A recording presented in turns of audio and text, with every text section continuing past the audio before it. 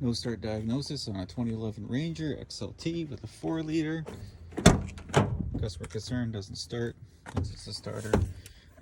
This one kind of caught me out a little bit. First off, I don't have internet up here, so I can't access my wiring diagrams. But, so you go key on, and we got the anti-theft light, everything else.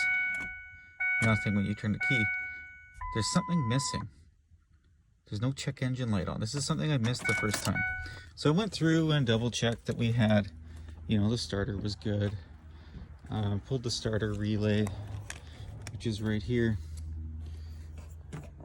being number 49. You have to read these things upside down. It's really weird. So 49 is the starter relay. You can test directly to start to see if it turns over.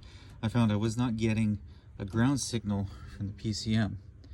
Checked my main connections, this guy, that guy, checked the grounds, found I wasn't getting power to the PCM.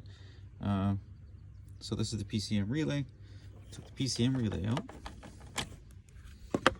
switch it out with the horn relay, because these are the same. Yeah, come on. Go to your home. Okay. Take your handy dandy key.